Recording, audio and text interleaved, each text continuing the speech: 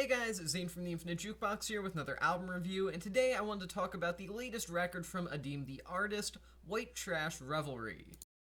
White Trash Revelry is the latest studio album from country and alternative singer-songwriter musician Adeem the artist, coming off of their 2021 somewhat highly praised studio album Cast Iron Pansexual, an album that really did stand out, and I definitely recommend if you haven't already heard it. But here we are with the follow-up to that record finally, and you know what? This is actually probably better.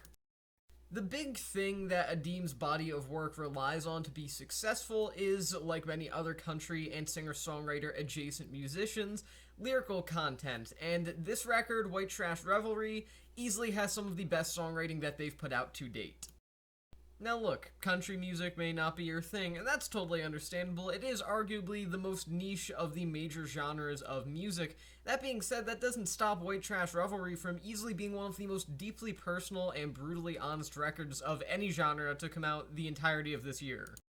The way that Adeem manages to analyze growing up in a community of ignorance and racism on the track Heritage of Arrogance, or the way that they manage to talk about the consequences of military action on Middle of a Heart, are both examples of songwriting on this record that feel incredibly personal and deeply serious, and at the same time somewhat light overall. And it's strange in that way. It's not necessarily that the topics themselves are light, it's just that Adeem is that engaging of an artist that they're able to talk about these incredibly serious and downtrodden topics, but with a sort of friendly conversational attitude about it, and overall it makes for an uncomfortable but warm experience overall that really does need to be heard to be truly understood.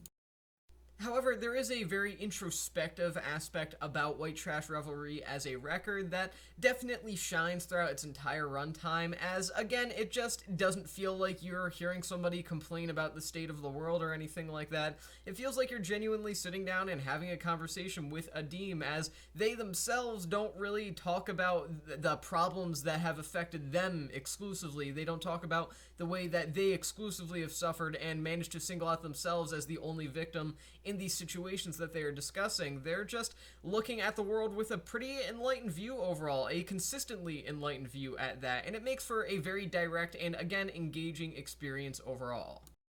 Even some of the more casual and less serious tracks here, like Going to Hell, have a lot of really well-written lines, a lot of quotable lines overall, with the aforementioned track in particular having this sort of grand narrative epic kind of arc about it, sort of similar to the likes of The Devil Went Down to Georgia or A Boy Named Sue.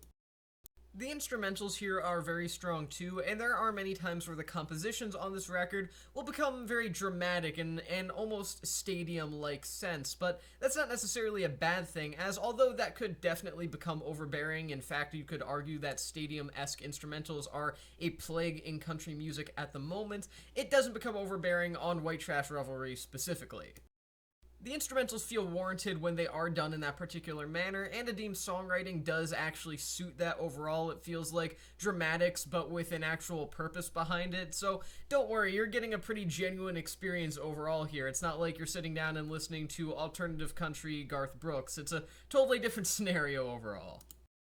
White Trash Revelry also has some really fantastic pacing, which usually isn't something that I necessarily point out on a country record, because frankly, country music is one of those things that doesn't really rely on pacing in general too terribly much. I mean, sure, you have the likes of classic artists like Townes Van Zandt, for example, that really did hone in on strong pacing throughout their records, but for the most part, it's just individual isolated tracks that you have to sort of judge on their own merits, as they don't necessarily flow together the best. That being said, White Trash Revelry does not fall to that sort of semi-trope, I guess you could say, and ultimately, it just becomes a record that feels like it's put together with a lot of love, passion, and extraordinarily well overall.